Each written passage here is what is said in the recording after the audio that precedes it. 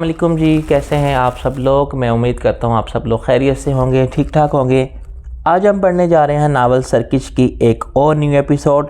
شروع کرتے ہیں ناول سرکش۔ اس کے باوجود نہ جانے کیوں میرا یہ شبہ دور نہ ہو سکا کہ شاید وہ پاکستانی نہیں تھے۔ ایک مجھ سے بات کرنے کے لیے ذرا آگے آ گیا تھا، دوسرا ایک قدم پیچھے ہٹ کر کھڑا تھا اور بالکل خاموش تھا۔ چہرے دونوں کے اسپاٹ تھے، دونوں کے ہاتھ ویسٹرن فلموں کے ہیرو کی طرح ہولسٹر پر تھے۔ میں نے اس کی آنکھوں میں جھانکا جو مجھ سے مخاطب تھا۔ اس کی بھوری آنکھیں دیواروں کی طرح تھی جن کے پار اس کی شخصیت میں جھانکنا بڑا مشکل تھا۔ میں اس طرح ایک ٹک کسی کی طرف دیکھتا تھا تو عام طور پر وہ نظر چرا لیتا تھا، لیکن اس نے ایسا بھی نہیں کیا۔ میں مسکرا دیا، تب بھی اس کا چہرہ سپاٹ ہی رہا۔ وہ انسان تھا مگر چہرہ سپاٹ رکھنے کے معاملے میں کسی بت سے زیادہ مستقل مزاج تھا۔ میں اس کی اصلیت کے بارے میں کسی شعبے کا اظہار کرنا چاہتا تھا، لیکن پھر میں نے اس سے مطلب کی بات کے علاوہ کوئی بات کرنے کا ارادہ ملتوی کر کے نیچے چلا گیا۔ میں نے صرف اتنا کہا، مجھے پرنس تہمینہ سے ملنا ہے۔ میڈم اس وقت آرام کر رہی ہیں سر، اس نے اپنے چہرے سے بھی زیادہ سپاٹ لہجے میں کہا۔ اٹھنے کے بعد وہ شو کی تیاری کریں گے، یہ ان کا کسی سے بھی ملنے کا وقت نہیں ہے۔ صرف شو کے بعد وہ تھوڑی بہت دیر کے لیے لوگوں سے ملتی ہیں۔ دل تو چاہا اسے کہوں ایسی تیسی تمہاری میڈم کی اور ساتھ تمہاری بھی۔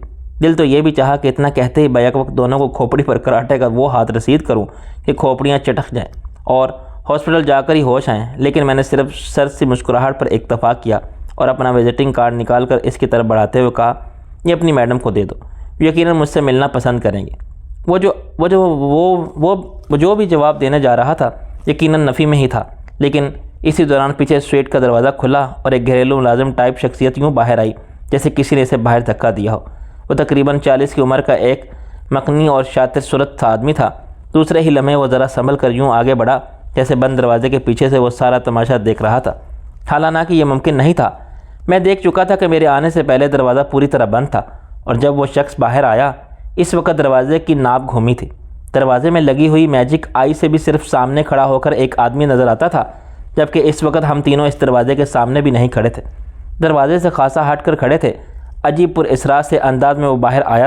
اس سے زیادہ پر اسرار انداز میں اس نے نہایت خاموشی سے میرے ہاتھ سے وزٹنگ کارڈ چک لیا اور کسی کے چہرے پر ایک نظر ڈالے بغیر، ایک لفظ بولے بغیر واپس سیٹ میں چلا گیا۔ دونوں گارڈ نے ایک دوسرے کی طرف دیکھ کر امریکیوں کے سے انداز میں کندھے اچکائے اور پیچھے ہٹ کر دروازے کے دونوں طرف دیوار سے لگ کر کھڑے ہو گئے۔ میرے آنے سے پہلے وہ غالباً اسی جگہ کھڑے تھے۔ چند لمحے بعد سویٹ کا دروازہ دوبارہ کھلا۔ اس بار 3 پیس سویٹ میں ایک میانہ قد مگر بھاری بھرکم اور مضبوط جسم کا آدمی یوں باچھے پھیلاتا ہوا برآمد ہوا جیسے سے اپنے کسی برسوں سے بچھڑے ہوئے دوست کی آمد کی اطلاع ملی ہو۔ حالانکہ اس کی صورت میرے لیے اتنی ہی اجنبی تھی جتنی افریقہ سے درآمد شدہ کسی بنمانس کی، تاہم اس کی شکل بنمانس سے مشابہ ہرگز نہیں تھی۔ اچھا خاصا خوش شکل اور ادھیڑ عمر آدمی تھا۔ وہ گرم جوشی سے مسکراتا ہوا میری طرف بڑھا، لیکن نہ جانے کیوں یہ گرم جوشی اس کے چہرے سے کچھ میل نہیں کھا رہی تھی۔ شاید اس کی وجہ صرف یہی تھی کہ اس کے نقوش بہت ہی تیکھے اور پتھریلے تھے۔ کچھ ایسا معلوم ہوتا تھا جیسے اس کا چہرہ پتھر کی کسی شل کو تراش کر بنایا گیا اور مجسمہ ساز نقوش کچھ زیادہ ہی باریکی سے تراشے ہوں۔ ایک جھٹکے سے اس نے مسافے کے لیے میرا ہاتھ تھاما۔ اس کا ہاتھ بھی پتھر ہی سے تراشیدہ ہوا معلوم ہوتا تھا۔ نہ جانے ایک ثانیے کے لیے میرا دل چاہا کہ اس ہاتھ کو اپنے ہاتھ میں پیس کر رکھ دوں، لیکن بلا وجہ ایسا کرنا ضروری ہے کوئی حرکت نہیں کی۔ اس کے چہرے پر تو دوستی اور خوشخلقی سی پر چھلک رہی تھی۔ اس نے ہینڈ پمپ کی طرح میرا ہاتھ ہلاتے ہوئے گرم جوشی سے مسافہ کیا جو میری سمجھ میں نہیں آیا، تاہم مجھے اتنا ضرور معلوم ہو گیا کہ اس کی زبان ترکی تھی۔ میں نے بے بسی سے مسکراتے ہوئے وہی عالم مصرع دہرایا، یارو من ترکی نمی دانم۔ وہ کم از کم اس مصرے کی حد تک تو فارسی سمجھتا ہی تھا۔ نہایت خوش دلی سے ہنسا اور انگریزی میں بولا، معاف کیجیے گا چودھری صاحب، میں اپنی اس کمزوری پر آج تک قابو نہیں پا سکا کہ اگر گرم جوشی میں اپنی مادری زبان بولنے لگتا ہوں۔ میں اس سے کچھ زیادہ متفق نہیں تھا۔ وہ ترک ہو بھی سکتا تھا اور عین ممکن تھا کہ وہ مجھے محض اپنے ترک ہونے کا یقین دلانے کی کوشش کر رہا ہو۔ وہ بات جاری رکھتے ہوئے بولا، مجھے کمال کہتے ہیں، میں پرنسس تہمینہ کا مینیجر ہوں، آئیے تشریف لائیے۔ میں نے سویٹ کے دروازے کی طرف اشارہ کیا، میں آپ کو خوش آمدید کہتا ہوں، میں پرنسس تہمینہ سے ملنے آیا ہوں۔ میں نے قدم بڑھائے اور کہا، میں گویا یہ کہتے رہ گیا تھا، مجھے تم سے ملنے کا کوئی شوق ہے بھی نہیں، لیکن میں نے اپنے لہجے میں رکھائی نہیں آنے دی تھی۔ میں جو تاثر دینا چاہتا تھا وہ اس نے لے لیا، مگر ذرا بھی برا منانے ہوئے بولا، میں آپ کو پرنس سے ہی ملوانے لے جا رہا ہوں، میں اس سے زمین مبتلا ہونے کے لیے تیار نہیں ہوں کہ آپ جیسے بڑے آدمی مجھ سے ملنے آئیں گے۔ میں نے گارڈ کی طرف اشارہ کرتے ہوئے کہا، مگر یہ تو کہہ رہے تھے کہ پرنس آرام کر رہی ہیں اور اس وقت کسی سے نہیں مل سکتی۔ اوہو مسٹر چودھری، آپ اتنے بڑے مجرد مین ہیں، آپ کو اندازہ ہونا چاہیے، بلکہ آپ تو خود بھی یہ طریقے استعمال کرتے ہوں گے۔ آپ کو تو معلوم ہی ہوگا کہ یہ احکامات کن لوگوں کے لیے ہوتے ہیں اور کن لوگوں کے لیے نہیں، کس وقت ان پر درآمد ضروری ہوتا ہے اور کس وقت انہیں واپس لے لیا جاتا ہے۔ آئیے تشریف لائیے، پرنس بے تابی سے آپ کا انتظار کر رہی ہوں گی۔ اس راہداری میں صرف 2 ہی VIP سویٹ تھے اور ان دونوں کے دروازے بھی ایک دوسرے کے عین مقابل نہیں تھے، اور سویٹ کو زیادہ سے زیادہ پرائیویسی فراہم کرنے کا پورا خیال رکھا گیا تھا۔ میں کمال نے سن کے رہنمائی میں اندر پہنچا تو اس نے دروازہ میرے عقب میں مقفل کر دیا اور اپنی دانست میں میری نظر بچا کر چابی جیب میں ڈالی۔ میں نے اسے احساس نہیں ہونے دیا کہ میں نے اس کی یہ حرکت دیکھ لی تھی۔ اس قسم کی حرکتوں پر مجھے تشویش زدہ ہونے کی ضرورت نہیں تھی۔ اس قسم کی ملاقاتوں پر جاتے وقت ایسی حرکتیں میرے لیے متوقع ہوتی تھی۔ کچھ کا انتظام کر کے آتا تھا اور کچھ کا توڑ کرنے کے لیے میں خود بھی تیار رہتا تھا۔ آراستہ و پیراستہ ڈرائنگ روم سے گزر کر ہم سیدھے بیڈ روم میں جا پہنچے۔ پرنس تہمینہ سامنے ہی ایک آرام کرسی پر بیٹھی تھی۔ کمال نے سن سے کہا کہ وہ بےتابی سے میرا انتظار کر رہی ہوگی، لیکن پرنس جس انداز میں بیٹھی تھی اسے اور خواہ کچھ بھی کہہ لیا جاتا کم از کم بےتابانہ انداز نہیں کہا جا سکتا تھا۔ وہ بالکل بت بنی بیٹھی تھی، ایک ایسا بت جس کی آنکھیں کسی انجانے خوف سے پھیلی ہوئی تھیں۔ اس کے دونوں بازو آرام کرسی کے ہتھوں پر یوں جمے ہوئے تھے گویا بمشکل اپنے آپ کو اٹھ بھاگنے سے باز رکھی ہوئی تھی۔ اس کے سڈول جسم پر ایک نہایت نفیس مگر نہایت ناکافی لبادہ تھا۔ لبادہ کیا تھا؟ بس لبادے کا خلاصہ ہی تھا۔ وہ پورے میک اپ میں تھی، گلے میں جوگیوں جیسی موٹے منکوں والی ایک مالا تھی جو اس کے گلے میں کچھ یوں جچ رہی تھی کہ شاید ہیروں کا ہار بھی اس کے سامنے ہچ معلوم ہوتا۔ اگر اس کے چہرے پر اتنا خوف نہ ہوتا اور وہ جسم کو کچھ ڈھیلا چھوڑ کر بیٹھی ہوتی تو شاید ڈانسر کی بجائے پرنس ہی معلوم ہوتی۔ وہ گھریلو ملازم نما شخص جو میرا وزٹنگ کارڈ لے کر اندر آیا تھا ایک کونے میں قدیم زمانے کے غلاموں کی طرح ہاتھ باندھے نظریں جھکائے کھڑا تھا۔ وہ گیا مراقبے میں تھا، کچھ دیکھ رہا تھا نہ سن رہا تھا۔ میں نے سویٹ میں داخل ہوتے وقت اور بیڈ روم تک پہنچنے کے دوران غیر محسوس طور پر ادھر ادھر نظر دوڑا کر اطمینان کر لیا تھا کہ وہاں کمال نسن، پرنس اور اس ملازم نما شخص کے سوا کوئی موجود نہیں تھا۔ البتہ وارڈروب کے بارے میں کچھ نہیں کہا جا سکتا تھا، لیکن اس میں کسی کو ہونے کا امکان ذرا کم ہی تھا۔ ماڈرن ہوٹلوں کی الماریاں ایسی نہیں ہوتی کہ ان میں سے کوئی آسانی سے چھپ سکتا تھا۔ پھر وارڈروب کا دروازہ پوری طرح بند تھا۔ ایسی ایئر نائٹ الماری میں چند منٹ چھپنے کے لیے بھی بڑا حوصلہ درکار ہوتا ہے۔ مجھ پر نظر پڑتے ہی پرنس تہمینہ نے اپنے تاثرات پر قابو پانے کی پوری کوشش کی تھی۔ ایک کامیاب اداکارہ کی طرح اس کے تاثرات یکسر ہی تبدیل ہو گئے تھے۔ وہ حتی المکان پرسکون اور پر اعتماد نظر آنے لگی۔ ہیلو مسٹر چودھری، خوش آمدید، وہ اٹھتے ہوئے بولی۔ اس کا اٹھنا گویا ایک خوبصورت سانچے میں ڈھلی ہوئی سمندری موج کا اٹھنا تھا۔ اس کے اعضاء لہروں کا سالوچ تھا۔ میں حیران تھا کہ جب میں نے اسے ہانی کی حیثیت سے دیکھا تھا تب مجھے اس میں اتنی خوبصورتیاں کیوں نظر نہیں آئی تھی۔ شاید اب وہ کچھ پالش ہو کر سامنے آئی تھی۔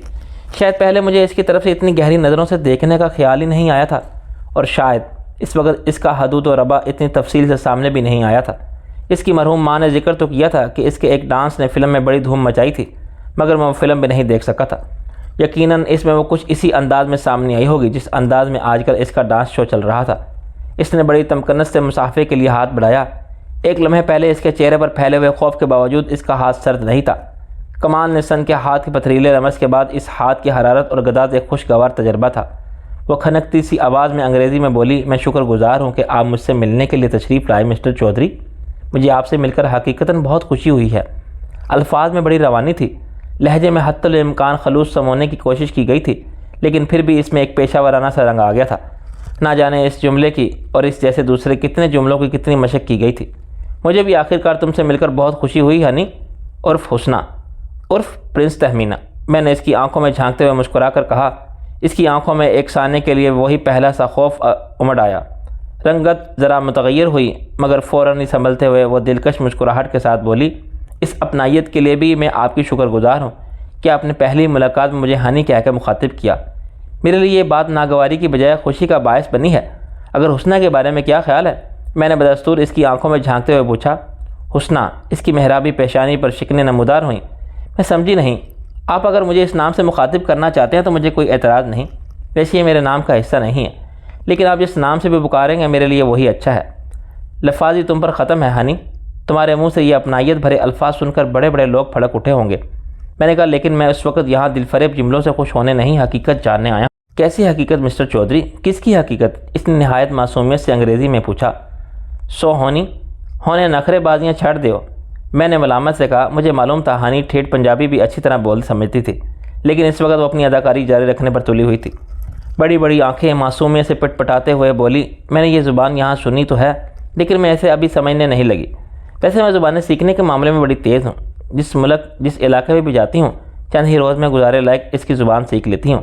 یہ غالباً یہاں کی علاقائی زبان میں کچھ کہا ہے، زیادہ سے زیادہ 2 ہفتے بعد میں آپ کو ایسے چھوٹے موٹے جملوں کا جواب دینے کے قابل ہو جاؤں گی۔ جان، میں نے گہری سانس لے کر کہا، اگر میں نے تمہارے سر پر دستے شفقت رکھ دیا تو تم چند ہی سیکنڈ میں نہ جانے کن کن زبانوں میں کیسی کیسی باتوں کا جواب دینے کے قابل ہو جاؤ گی۔ کمال نسن ہم دونوں کے درمیان ریفری کی طرح کھڑا تھا اور گویا انتظار کر رہا تھا کہ دونوں حریفوں میں اصل مارکا شروع ہو تو وہ پوائنٹ گننے شروع کرتے۔ وہ گہری سنجیدگی سے بولا، میرا خیال ہے ہمیں کم از کم بیٹھ تو جانا چاہیے۔ سنگین سے سنگین گفتگو بھی بیٹھ کر ہو سکتی ہے۔ اس کے لہجے میں اب پہلے جیسی خوش قلقی یا انکساری نہیں تھی۔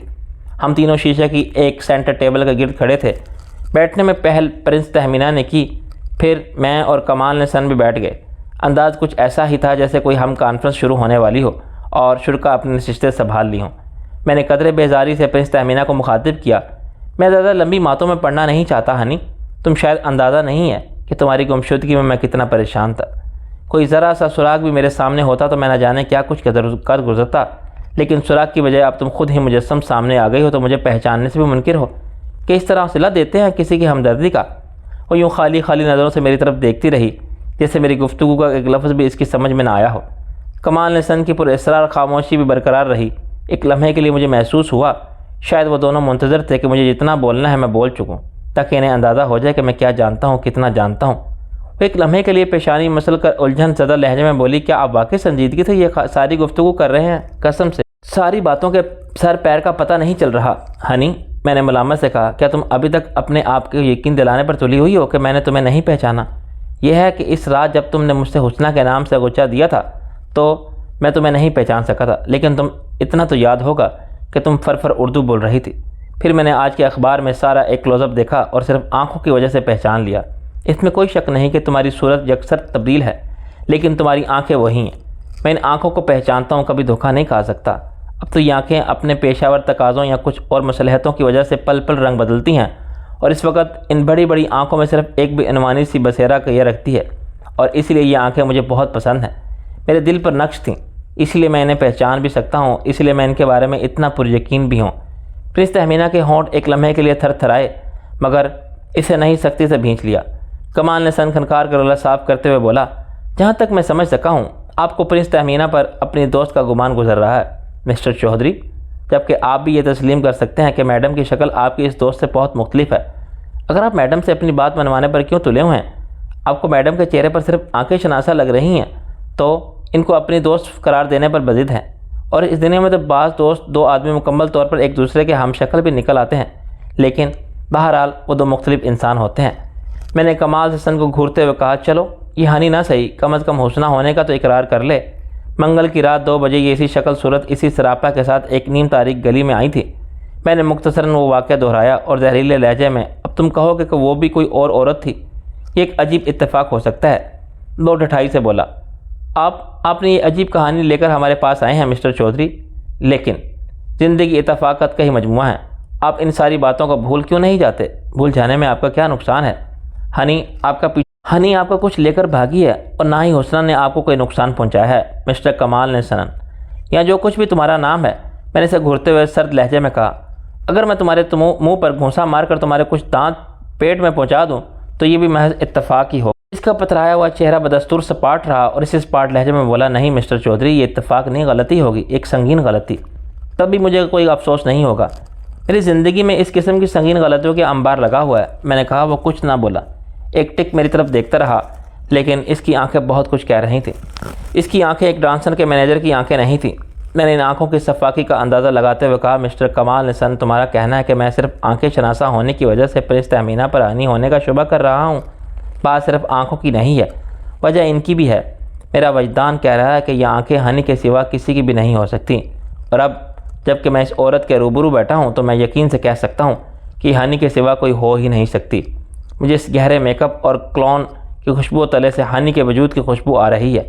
انسان ان گنت خوشبوئیں استعمال کرتا ہے، مگر اس کے اپنے وجود کی بھی ایک الگ بدبو یا خوشبو ہوتی ہے۔ اس کے بارے میں کوئی مجھے دھوکہ نہیں دے سکتا۔ اس معاملے میں میری قوت شامہ کسی بلڈ ہاؤنڈ سے بھی تیز تھی۔ لیکن مسٹر چودھری، کمال نے سن بدستور پرسکون لہجے میں بولا، پرنس تہمینہ ایک عالمی شہرت یافتہ شخصیت ہیں۔ ان کے پاس ٹرکش پاسپورٹ موجود ہے۔ 8 سال سے اسٹیج کی دنیا میں اس نام کی دھوم مچی ہوئی ہے۔ دنیا کے تقریباً 40 ممالک میں میڈم اپنے فن کا مظاہرہ کر چکی ہیں۔ وہاں کے اخباروں اور رسالوں میں ان کے فن کے مظاہروں کی ایک تاریخ محفوظ ہے۔ یہ شخصیت کوئی راتوں رات تو اٹھ کر سامنے نہیں آ گئی جو اب ایسا بے سروپا قسم کا دعویٰ کر رہے ہیں۔ ہاں، کام تو یقیناً پکا کیا ہوگا۔ میں نے تسلیم کیا، یہی گتھی سلجھانے کے لیے تو میں آیا ہوں۔ عین ممکن ہے اصلی پرنس تہمینہ کو غائب کر دیا گیا ہو اور اس کی جگہ اس عورت کو سامنے لایا گیا ہو۔ کاغذات یا پاسپورٹ اور دیگر سب چیزیں پرنس تہمینہ کی۔ میرا مطلب ہے اصل پرنس تہمینہ ہی کی چل رہی ہو۔ میرے خیال میں تم جن لوگوں کی نمائندگی کر رہے ہو ان کے لیے تو یہ اور اس قسم کے ہزاروں دوسرے کام بائیں ہاتھ کا کھیل ہے۔ اور آپ کے خیال میں کن لوگوں کی نمائندگی کرتا ہوں مسٹر چودھری؟ وہ ایک ٹک میری طرف دیکھتے ہوئے سرگوشی کے سے انداز میں بولا۔ اس کی آنکھیں سانپ کی معلوم ہوتی تھی۔ وہ کہ وہ گول نہیں تھی مگر وہ انہیں جھپکتا بھی نہیں تھا۔ شاید اس وقت جھپکتا تھا جب میری نظر اس کی طرف نہیں ہوتی تھی۔ کاش مجھے ان کے بارے میں صحیح طور پر کچھ معلوم ہوتا۔ میں نے ٹھنڈی سانس لے کر کہا، صرف ایک نام اب تک سامنے آیا ہے، شاید وہ بھی فرضی ہو، لیکن مجھے یہ اندازہ ضرور ہو گیا ہے کہ وہ معمولی لوگ نہیں ہیں اور معمولی چکروں میں نہیں ہیں۔ کوئی بہت ہی بڑا سیٹ اپ ہے اور بہت ہی بڑے مقاصد ہیں۔ لیکن تم انہیں میری طرف سے بھی پیغام دے دینا، اگر تمہاری بہت اونچی سطح تک رسائی ہے تو ان سے کہہ دینا کہ مجھے انڈر ایسٹیمیٹ نہ کریں، مجھ سے پنگا نہ لیں، مجھے میرے حال پر چھوڑ دیں، مجھے اذیت پہنچانے کے لیے نئے طریقے اختیار نہ کریں اور مجھے بلیک میل کرنے کے لیے میرے دوستوں اور ہمدردوں کو مشق ستم نہ بنائیں۔ یہ پنگا کیا ہوتا ہے مسٹر چودھری؟ کمال نے نہایت سنجیدگی سے دریافت کیا۔ میں نے اپنی گفتگو میں اس لفظ کا انگریزی میں ترجمہ نہیں کیا تھا۔ جو بات اصل میں تھی وہ ترجمے میں آ نہیں سکتی۔ پنگا؟ بس پنگا ہی ہوتا ہے۔ جب انسان لے چکتا ہے تبھی اس کا سمجھ میں آتا ہے کہ اس نے دراصل پنگا لیا ہے۔ عام طور پر اس کے بارے میں پہلے سے خبردار کرنے سے انسان خبردار نہیں ہوتا۔ میں نے وضاحت سے کہا، آپ فکشن مائنڈ آدمی معلوم ہوتے ہیں چودھری صاحب۔ وہ ٹھہرے لہجے میں بولا، اتنے بڑے آدمی بننے کے بعد آپ کو بہت پریکٹیکل ہونا چاہیے تھا، لیکن معلوم ہوتا ہے کہ آپ کا ذہن افسانہ ترازیوں میں الجھا رہتا ہے۔ زندگی کسی جاسوسی ناول، جرم و سزا کی کہانی یا اسپائی کلم سے بہت مختلف ہوتی ہے۔ آپ بہت سیدھی سادی چیزوں میں پیچیدگیاں ڈھونڈنے کے عادی معلوم ہوتے ہیں۔ مسٹر کمال نے مجھے زندگی کے بارے میں سبق پڑھانے کی کوشش مت کرو۔ میں بہت اچھی طرح جانتا ہوں زندگی کیا ہوتی ہے اور کیا نہیں۔ میں نے زندگی کا ہر رنگ، ہر ڈھنگ اور ہر روپ دیکھا ہے، اس لیے مجھے یقین ہو چکا ہے کہ زندگی در حقیقت جاسوسی ناولوں، جرم و سزا کی کہانیوں اور اسپائی فلموں میں سے زیادہ اسرار پیچیدہ اور سنسنی خیز ہے۔ لیکن ہر ایک کی زندگی نہیں۔ زندگی اپنی پر اسراریت، اپنی پیچیدگیوں اور اپنی سنسنی خیزیوں کے اظہار کی کسی کو منتخب کرتی ہے۔ وہ بدستور ایک ٹک میری طرف دیکھ رہا تھا۔ میں نے بات جاری رکھی، میں جب نوعمر تھا، غریب تھا تو فکشن مائنڈڈ تھا، خیالوں خوابوں کی دنیا میں کھویا رہتا تھا۔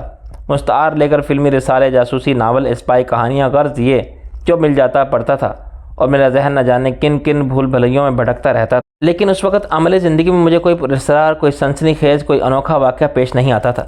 میری زندگی اتنی اسپاٹ تھی، اتنی جوہر میں پڑے ہوئے کسی مینڈک کی ذرا چھلانگ لگائی تو ایک قدم آگے ہوئے، پھر ذرا پھدک کے 2 قدم پیچھے ہو گئے اور سوچا کہ بس یہی کل کائنات ہے۔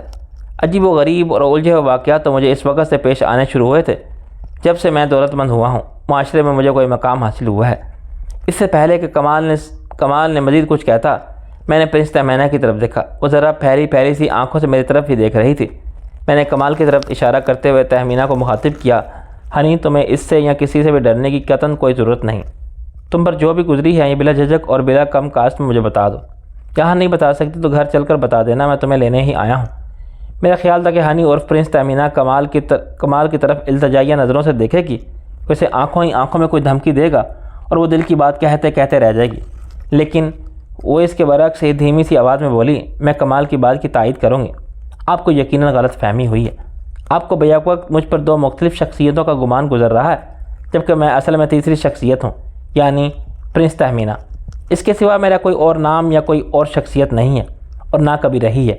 میں آپ کے تصورات کو دھچکا پہنچانے کے سلسلے میں معذرت خواہ ہوں، لیکن میں مجبور ہوں۔ میں بھلا آپ کی انہونی سی باتوں کو کیوں کر تسلیم کروں؟ بات ہی ایسی ہے کہ میں محض آپ کا دل رکھنے کے بھی تسلیم نہیں کر سکتی۔ وہ جس پر تکیہ تھا وہ پتہ بھی ہوا دے رہا تھا۔ میں نے کہا، ٹھیک ہے، جیسے تم دونوں کی مرضی۔ میں نے تو سوچا تھا کہ ہنی اگر میری کوشش سے اپنے گھر پہنچ جائے اور سکون و عافیت سے آئندہ زندگی گزار سکے تو اس کے عوض میں بلیک باکس ان لوگوں کے حوالے کر دوں گا جن کی تلاش ہے۔ میرے لیے ہنی زیادہ اہم تھی، وہ بلیک باکس نہیں۔ میری نظر میں یہ سودا برا نہیں تھا، لیکن تم دونوں کی حقیقت کو حقیقت تسلیم کرنے کے لیے تیار ہی نہیں ہو۔ میں نے کہا چلو میں اٹھ کھڑا ہوں۔ ٹھہرو مسٹر چودھری، کمال نے تیزی سے بولا۔ پہلے تو اس کی آنکھیں عجیب لگ رہی تھیں کہ سانپ کی طرح وہ جھپکتا نہیں تھا، اور مجھے اس کی آواز بھی سانپ کی پھنکار شاید محسوس ہوئی تھی۔ میں نے چڑھا کے دیکھا اور انداز مسکراتے ہوئے کہا، اس کی آنکھوں میں دیکھا وہ اپنی جگہ سے اٹھے بغیر بولا، اب بلیک باکس کا ذکر کیسے آ گیا؟ تم اتنی آسانی سے نہیں جا سکتے، کون روکے گا مجھے؟ میں نے اس کی طرف تھوڑا سا جھکتے ہوئے پوچھا، تم یا تمہارے وہ جعلی گارڈز جو شیلٹر کی وردی پہنے کھڑے ہیں؟ سنجیدہ گفتگو شور ہونے کے بعد وہ خوش قلقی سے باچیں ہلاتے ہوئے اپنے کاروباری اداکاری بالکل بند کر چکا تھا۔ اب پہلی بار اس کے ہونٹوں پر خفیف سی مسکراہٹ ابھری، لیکن یہ مسکراہٹ بس ایسی تھی جیسے کسی مجسمے نے کسی ہلکے پھلکے جادو کے زیر اثرت اپنے ہونٹوں کے مبہم سے حرکت دینے کی کوشش کی ہو۔ میں تمہارے بارے میں بہت کچھ سن چکا ہوں مسٹر چودھری، بس کچھ یقین سا آنے لگا ہے کہ وہ درست ہی ہوگا۔ تمہاری سیاست بہت تیز ہے، بالکل درندوں کی طرح جو بہت سی ایسے باتیں محسوس کر لیتے ہیں جن کا بظاہر کوئی جواز نہیں ہوتا۔ تم یہ یقیناً شیلٹر کے سارے گارڈ کی شکلیں تو نہیں دیکھ رکھی ہوں گی، لیکن تم نے محسوس کر لیا۔ ایک ثانیے کی خاموشی کے بعد وہ ہاتھوں کی انگلیاں ایک دوسرے پہ پھنساتے ہوئے بولا، لیکن اس صورت میں تمہیں ان سے زیادہ خطرہ محسوس کرنا چاہیے کہ وہ شیلٹر کے گارڈ نہیں ہیں۔ پرائیویٹ سیکیورٹی ایجنسیوں کے گارڈ بھی بھلا کوئی گارڈ ہوتے ہیں، ان میں اور تمہارے ملک کی پولیس میں کوئی خاص فرق نہیں ہے۔ یہ سب وہ پتلے ہیں جو پرندوں کو ڈرانے کے لیے کھیتوں میں کھڑے کر دیے جاتے ہیں۔ ان سے صرف پرندے ہی ڈرتے ہیں اور درندے نہیں، لیکن وہ جو باہر کھڑے ہیں ان سے درندوں کو بھی ڈرنا پڑتا ہے، کیونکہ وہ عجیب ہی چیز ہے۔ محسوسات نام کی کوئی چیز ان میں نہیں ہے، بس آنکھیں بند کر کے احکامات کی تعمیل کرتے ہیں، درندوں سے بھی بدتر۔ میں نے قدرے بیزاری سے کہا، بس زیادہ قصیدہ خوانی کی ضرورت نہیں، مجھے یقین ہے کہ وہ اس وقت کھڑے نہیں لیٹے ہوئے ہوں گے۔ تمہارا کہنا شاید درست ہو کہ وہ آنکھیں بند کر کے احکامات کی تعمیل کرتے ہیں، لیکن اس وقت ان کی آنکھیں محاورتاً نہیں حقیقتاً بند ہوں گی۔ کیا مطلب؟ اس کی پیشانی کی شکنوں میں ایک اور شکن کا اضافہ ہو گیا۔ اس سویٹ کے سامنے والا بھی VIP سویٹ ہے نا؟ میں نے اس کے سوال کا جواب دینے کے بجائے پوچھا۔ اس نے الجھن آمیز انداز میں اس بات میں سر ہلایا، اور تم اپنے گارڈ کی جتنی تعریفیں کر رہے تھے اس سے مجھے وہ بھی VIP محسوس ہونے لگے تھے۔ چنانچہ انہیں VIP سویٹ میں پہنچا دیا گیا ہے۔ وہ اس وقت لگژری بیڈ پر اوندھے لیٹے آرام کر رہے ہوں گے۔ ان کے ساتھ تھوڑی سی ناشائستگی صرف یہ ہوئی ہوگی کہ ان کے ہاتھ پشت پر باندھ دیے گئے ہوں گے، اور عین ممکن ہے پاؤں بھی بندھے ہوئے ہوں۔ اس کے لیے میں پیش کی معذرت خواہ۔ یہ کیا بکواس ہے؟ وہ برہمی سے بولا، اور اس کے پتھرائے ہوئے نقوش میں یکلخت بھونچال سا آ گیا۔ یہ بکواس نہیں، چند چھوٹی موٹی تبدیلیاں ہیں جو باہر رونما ہو چکی ہوں گی، لیکن تم یہاں ہونے کی وجہ سے انہیں دیکھ نہیں پا رہے۔ میں نے ملامت سے کہا، تم کیا انہیں دیکھ رہے ہو؟ اس نے طنزیہ سے لہجے میں پوچھا۔ تقریباً یہی سمجھ لو، میں نے جواب دیا۔ میں جب وقت کا تعین کر کے اپنے آدمیوں کو کوئی کام بتا کر آتا ہوں تو آنکھیں بند رکھتے ہوئے بھی مجھے یقین ہوتا ہے کہ وہ کام اسی طرح ہو رہا ہوگا۔ میں نے اطمینان سے کہا، مگر سامنے والے سویٹ میں تو کوئی غیر ملکی ڈپلومیٹ ٹھہرا ہوا ہے۔ کمال اپنی برہمی پر قابو پاتے ہوئے بولا، وہ آج شام جا چکا تھا، انہوں نے معلوم کر لیا تھا وہ کچا کام نہیں کرتے۔ میں ابھی دیکھ لیتا ہوں۔ اٹھنے لگا۔ میں نے اسے بیٹھنے رہنے کا اشارہ کرتے ہوئے کہا، اس کی زحمت کی ضرورت نہیں، تمہیں ایک معزز آدمی کی بات پر یقین کرنا چاہیے۔ ویسے بھی شاید کسی اور کو اس وقت تمہارا اس کمرے سے باہر جانا پسند نہ ہو۔ میں نے دروازے کی طرف اشارہ کیا۔ اس نے گردن موڑ کر دروازے کی طرف دیکھا۔ دروازہ ذرا سا کھل چکا تھا اور اس سے ایک ریوالور کی چپٹی خوفناک سی نال جھانک رہی تھی۔ ریوالور جس کے ہاتھ میں تھا وہ نظر نہیں آ رہا تھا، لیکن مجھے معلوم تھا کہ وہ احمد ہوگا۔ احمد بلا شبہ کمال کا آدمی تھا۔ مقفل دروازے کو بے آواز طریقے سے کھولنے اور اس کا جواب نہیں تھا۔ کمال نے جیسے شاطر ہوشیار آدمی کو بھی پتہ نہیں چلا کہ وہ کب سویٹ کا بیرونی دروازہ اور پھر بیڈ روم کا دروازہ کھلا تھا، باہر اس کے دونوں مسلح گارڈ کو کب قابو میں کیا گیا اور کب سامنے والے سویٹ میں منتقل کیا گیا تھا، اس کا تو اسے ذرا بھی اندازہ نہیں ہو سکتا۔ اس کام میں احمد کے ساتھ آفتاب شریک تھا۔ اس وقت مجموعی طور پر انٹرکام میں میرے 6 آدمی ڈیوٹی پر تھے۔ احمد کے ریوالور کی نال تو بیڈ روم میں جھانک رہی تھی، آفتاب باہر دروازے پر تعینات تھا۔ منیر اور مسعود پہلے ہی نیچے کمپاؤنڈ میں موجود رہتے ہوئے سویٹ کی نگرانی کر رہے تھے۔ صفدر اور سلیمان ہوٹل سے باہر جانے کے راستوں پر تعینات تھے۔ میں ہنی کو ساتھ لے جانے کا پورا بندوبست کر کے آیا تھا۔ مجھے معلوم تھا یہ آسان کام نہیں ہوگا۔ کمال اٹھ چکا تھا، لیکن ایک لمحے تک دروازے کی طرف دیکھتے رہنے کے باوجود وہ گہری سانس لے کر بیٹھ گیا۔ اس کے چہرے پر دوبارہ پہلا سا ٹھہراؤ آ گیا۔ اس نے گویا دل ہی دل میں اعتراف کر لیا تھا کہ جو کچھ ہو رہا ہے اس کو روکنے کے لیے اب کچھ نہیں کیا جا سکتا، اور اس احساس کے ساتھ گویا اسے قرار سا آ گیا تھا۔ یہ سب کیا ہے مسٹر چودھری؟ اس نے دروازے کی طرف اشارہ کرتے ہوئے ہموار لہجے میں پوچھا۔ یہ سب میرے ریموٹ کنٹرول کا ایک نظام ہے، میں نے مسکراتے ہوئے جواب دیا۔ اور اس وقت اس نظام کی کارکردگی مجھے دکھانے کا مقصد؟ اس نے ایک ٹک میری طرف دیکھتے ہوئے پوچھا۔ میں نے کہا نا کہ میں ہنی کو ساتھ لے جانے کے لیے آیا ہوں، میں نے دوستانہ لہجے میں جواب دیا۔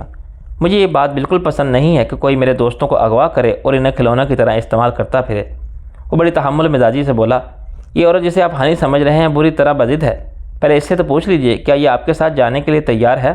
اس کے لہجے میں بڑا زہر تھا، لیکن شکر میں لپٹی ہوئی گولی کی طرح۔ میں نے ہنی کی طرف دیکھتے ہوئے کہا، میرے ساتھ چلو، اس سے اچھا موقع تمہیں پھر نہیں ملے گا، میں تمہاری خاطر بڑا رسک لے رہا ہوں۔ وہ گیا سر پٹتے پٹتے رہ گئی اور بیزاری سے بولی، مسٹر چودھری آپ کو کیا ہو گیا ہے؟ میں آپ کو کیسے یقین دلاؤں کہ میں ہنی نہیں ہوں؟ اس لیے میں آپ کے ساتھ نہیں جا سکتی۔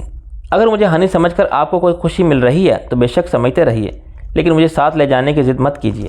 میں جہاں ہوں بہت خوش ہوں۔ آخر آپ کیوں خون خرابہ کرنے پر تلے ہوئے ہیں؟ یہ میرے لیے شرمسار کر دینے والی صورتحال تھی۔ میری سمجھ میں نہیں آ رہا تھا کہ مجھے کیا کرنا چاہیے۔ مجھے افسوس ہو رہا تھا کہ اتنا تردد میں نے کس کے لیے کیا تھا، لیکن یہ ایسا اٹھا ہوا قدم تو جس کا واپس ہونا بڑا مشکل تھا۔ واپسی میں بھی بہرحال خطرات پہنا تھے۔ اگر کسی نے کوئی حماقت نہ کی تو کوئی خون خرابہ نہیں ہوگا۔ میں نے ہنی کو یقین دلایا، اگر میرے ساتھ چلنے میں تمہاری کوئی مجبوری آڑے آ رہی ہے تو مجھے بتاؤ، میں اس کا بھی حل نکال لوں گا۔ میری سب سے بڑی مجبوری تو یہی ہے کہ میں ہنی نہیں ہوں۔ وہ دونوں ہاتھ پھیلاتے ہوئے بولی، دوسری مجبوری یہ ہے کہ اس ہوٹل میں میرا 1 ماہ کا کانٹریکٹ چل رہا ہے، جس کو پورا ہونے میں ابھی 30 دن باقی ہیں۔ اگر کانٹریکٹ میری طرف سے ٹوٹا تو مجھے لاکھوں روپے ہرجانہ ادا کرنا پڑے گا۔ اس مسئلے کا تعلق روپے پیسے سے ہوا، اس کی تو بالکل فکر مت کرو، ہرجانہ جتنا بھی ہو بھر دیا جائے گا۔ اور کچھ، میں نے ان شناسہ آنکھوں میں جھانکا جو اجنبی نظر آنے کی پوری کوشش کر رہی تھی۔ میری اس پیشکش سے وہ گویا زچ ہو گئی۔ اس نے مزید کچھ کہنے کے بجائے سر جھکا لیا، ساتھ ہی اس کے کندھے بھی بے جان سے انداز میں جھک گئے۔ کمال نے ہولے سے کھنکارنے کے بعد مجھ سے مخاطب ہوا کہ تم نے ابھی بلیک باکس کی بات کی تھی۔ میں نے اس کی بات کاٹتے ہوئے کہا، اور اس میں دلچسپی ظاہر کر کے تم نے ثابت کر دیا تھا کہ تم ریڈ ڈاٹ کے آدمی ہو۔ اس بات کو جانے دو کہ میں کس کا آدمی ہوں اور کس کا نہیں۔ ضروری نہیں کہ بلیک باکس سے دلچسپی صرف ریڈ ڈاٹ کی ہو۔ ویسے بائی دا وے یہ ریڈ ڈاٹ ہے کیا؟ کسی آدمی کا فرضی نام ہے؟ اب اتنے معصوم نہ بنو۔ میں نے بیزاری سے کہا، مجھے اچھی طرح معلوم ہے کہ ہانی کو ریڈ ڈاٹ نے اغوا کر لیا تھا اور اب انہی کے قبضے میں تھی، اور یہ بات خود ایڈم فون پر مجھ سے کہہ چکا تھا۔ وہ مجھے یہی نصیحتیں کیا کرتا تھا کہ میں اس کی تلاش کے سلسلے میں پریشان ہونا چھوڑ دوں۔ اور یہ ایڈم عرف ایڈی کون ہے؟ اس نے پوچھا۔ میرے رضاڑنے کے باوجود وہ معصوم بننے پر تلا ہوا۔ ایڈم عرف ایڈی تمہارا روحانی باپ ہے، جسے تم نے فراموش کرنا بھی ممکن ہے۔ وہ تمہارا حقیقی باپ ہی ہو، میں یقین سے کہہ سکتا ہوں۔ میں نے اسے تاؤ دلانے کے لیے کہا، تاؤ وہ مجھے خود آ رہا ہے۔ اور وہ ذرا بھی غصے میں آئے بغیر مصطفانہ انداز میں سر ہلائے بولا، جب آدمی اس طرح جھنجھلا کر جواب دے تو اس کا یہی ہوتا ہے کہ اسے کچھ معلوم نہیں۔ ظاہر ہے اگر مجھے کچھ معلوم ہوتا تو بات کچھ آگے نہ بڑھ پاتی۔ میں اتنے عرصے تک ہنی کے معاملے میں بے دست و پا بیٹھا رہا۔ میں نے اپنی لا علمی کا اعتراف کر لیا، لیکن ریڈ ڈاٹ کے بارے میں اتنا بے خبر بننے کا شوق کیوں چرایا ہوا ہے؟ مجھے ریڈ ڈاٹ کے بارے میں کچھ معلوم ہو اور کیا ہے کچھ معلوم نہ ہو، اس سے کوئی فرق نہیں پڑتا۔ تم سب کو چھوڑ دو اور کام کی بات کرو۔ اگر تم بلیک باکس میرے حوالے کر دو تو اس عورت کو اپنے ساتھ لے جا سکتے ہو جسے تم ہنی کہہ رہے ہو۔ اب یہ ہنی نکلے یا کچھ اور، یہ تمہارا مقدر ہے۔ دیکھ لیا تم نے؟ میں نے ہنی کو مخاطب کیا، یہ ہیں ان لوگوں کے نزدیک تمہاری اوقات۔ یہ تمہاری مرضی معلوم کیے بغیر بلیک باکس کے عوض تمہیں میرے سپرد کرنے کے لیے تیار ہیں۔ اس نے ایک نظر میری طرف دیکھا اور خاموشی سے شاید اس نے اب خاموش ہی رہنے کا تہیہ کر لیا تھا۔ کمال نے بولا، تم پرنس کو چھوڑ دو، مجھ سے بات کرو۔ اگر باہر کہیں ہے تو اپنے آدمیوں سے منگوا لو، ابھی اس میں ہم دونوں کا مسئلہ حل ہو جائے گا۔ بلیک باکس میں اس پر رکھ دو، پرنس کا ہاتھ تھام کر اسے ساتھ لے جاؤ۔ بیچاری پرنس، میں نے ترہم آمیز لہجے میں کہا، جس کا اس کی تقدیر کا فیصلہ ہو رہا تھا۔ میں نے سوچا بھی نہیں تھا کہ ہمیں ایسے بھی کوئی پرنس موجود ہے۔ میں ہنی کی طرف دیکھ رہا تھا کہ شاید اس کے دل میں خوف کی دھن میں لپٹے ہوئے کسی حربے کو سرکشی پر آمادہ کر سکوں، مگر وہ میری طرف دیکھ ہی نہیں رہی تھی۔ کمال نے اب اپنے لہجے کی بےتابی نہ چھپا سکا، تیزی سے بولا، مسٹر چودھری کام کی بات کرو، وقت ضائع مت کرو۔ میں سوچ بھی نہیں سکتا تھا کہ تمہارے پاس اتنا فالتو وقت ہوتا ہے۔ فالتو وقت تو میرے پاس واقع نہیں ہوتا۔ دراصل وقت تو استعمال کرنے کے اپنے انداز ہوتے ہیں، میرے انداز میں تمہاری سمجھ میں نہیں آئیں گے۔ کام کی بات کے بارے میں گزارش یہ ہے کہ میرے بھائی کہ میں بلیک باکس تمہارے حوالے نہیں کر سکتا۔ اس کی واحد وجہ یہ ہے کہ وہ میرے پاس ہے ہی نہیں۔ تو تم جھوٹ بول رہے تھے۔ اس کے پترائے ہوئے چہرے پر ایک بار پھر زلزلے کے آثار نمودار ہوئے۔ یہی سمجھ لو میں بلف کر رہا تھا۔ جرائم پیشہ لوگوں کے ساتھ بلف کرنا میرا مشغلہ ہے۔ میں نے اطمینان سے کہا، دوسری بات یہ کہ تم اس وقت شرائط عائد کرنے کی پوزیشن میں ہو ہی نہیں۔ ہنی عرف پرنس تہمینہ کو تو میں ہر حال میں ساتھ لے ہی جاؤں گا۔ شاید اپنے یا میرے گھر پہنچنے کے بعد اسے یاد آ جائے کہ یہ واقع ہنی ہے۔ اتنی احمقانہ اور حد سے بڑی ہوئی خود اعتمادی اچھی نہیں ہوتی۔ وہ زہریلے لہجے میں بولا۔ پھر اس نے ایک نظر گھڑی پر ڈالنے کے بعد کہا، میں بھی تمہیں اپنے ریموٹ کنٹرول نظام کا ایک معمولی سا نمونہ دکھاتا ہوں۔ اسی میز کی طرف بڑھا جس پر ٹی وی وغیرہ رکھا ہوا تھا۔ کوئی احمقانہ حرکت نہ کرنا مسٹر، میں نے خبردار کیا۔ گن کی جو نالی دروازے سے جھانک رہی ہے یہ محض دکھاوے کے لیے نہیں ہے، یہ آتش و آہن بھی اگلتی ہے۔ تمہاری ذرا سی غلط حرکت تمہارے لیے موت کا پیغام ثابت ہو سکتی ہے۔ دروازے کی طرف پشت نہ کرنا اور نہ ہی میری طرف۔ اس نے تیسری نظر سے میری طرف دیکھا۔ اسے احساس نہیں ہو سکا تھا کہ کب میرے ہاتھ میں مشین پسٹل آ چکا تھا۔ اس کی نظر میں میرے اس پسٹل کے لیے بھی اور دروازے سے جھانکتی ہوئی نال کے لیے بھی بے پناہ حقارت ابھر آئی۔ تو بڑے آدمیوں کو تو بات چیت کرتے وقت اس قسم کے کھلونے سے ایک دوسرے کو مرعوب کرنے کی کوشش نہیں کرنی چاہیے تھی۔ وہ مربیانہ لہجے میں بولا، یہ چھوٹے لوگوں کے کام آنے والی چیزیں ہیں۔ کیا تم ان پر بہت زیادہ بھروسہ کرتے ہو مسٹر چودھری؟ بھروسہ تو میں صرف اوپر والے پر کرتا ہوں، میں نے درویشانہ انداز میں انگلی اٹھا کر چھت کی طرف اشارہ کرتے ہوئے کہا۔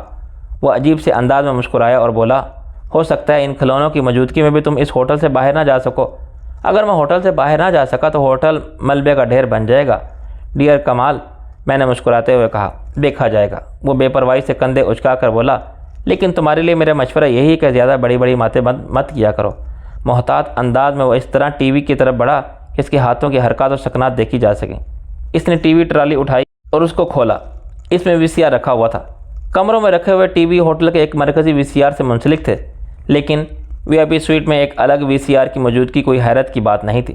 وہ اس سویٹ میں قیام کرنے والے کا اپنا بھی ہو سکتا تھا اور یہ بھی ممکن تھا کہ ہوٹل والوں نے فراہم کیا ہو، مگر ذرا توجہ سے دیکھنے پر مجھے اندازہ ہوا کہ وہ وی سی آر سے کچھ مختلف تھا۔ اس سائز میں وی سی آر جتنا ہی تھا، لیکن اس کا سوئچ پینل بہت مختلف تھا اور اس پر مانیٹر کے طور پر کام دینے والی ایک چھوٹی اسکرین بھی موجود تھی۔ سوئچوں اور سرخ سبز لائٹوں کی تعداد بھی زیادہ تھی۔ میرے اندازے کے مطابق وہ کلوز سرکٹ ٹی وی کے نظام کو چلانے والی ایک مختصر کثیر المقصد مشین تھی اور اس کے دور کے لحاظ سے جدید ترین تھی۔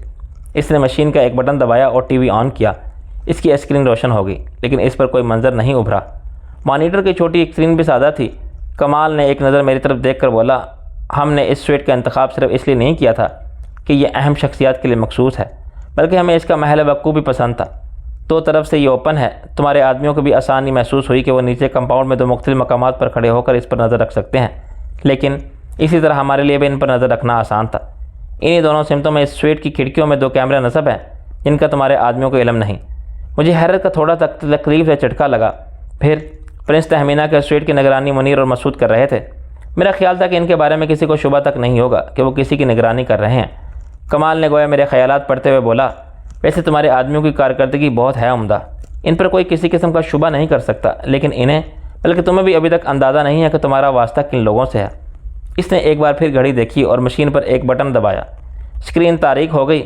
کمال ایک اور بٹن کو بار بار دباتے ہوئے بولا، تمہارے دونوں آدمی اس وقت اندھیرے میں ہیں، لیکن ہمارے کیمرے انفرا ریڈ ہیں، انہیں یہیں سے اسی مشین کے ذریعے حرکت بھی دی جا سکتی ہے۔ کیمرہ ابھی تمہارے آدمیوں کو تلاش کر لے گا۔ اسکرین پر تاریکی ہلکی ہو چکی تھی اور متحرک نظر آ رہی تھی۔ اچانک ایک ہیولہ نمودار ہوا اور کیمرہ وہیں ٹھہر گیا۔ ایک لمحے بعد وہ ہیولہ، اس کے آس پاس کا منظر کافی واضح ہو گیا تھا، تقریباً اتنا واضح ہوا تھا جتنا ہمارے ہاں فلموں میں رات کا منظر دکھائی دیا جاتا تھا۔ وہ منیر تھا جو اپنی چھوٹی سی گاڑی سے ٹیک لگائے کھڑا سگریٹ کے کش لے رہا تھا۔ وہ سگریٹ پیتا نہیں تھا، لیکن شاید بے کیف نگرانی اور طویل انتظار کی خوف سے اکتا کر اس وقت شغل کے طور پر پی رہا تھا۔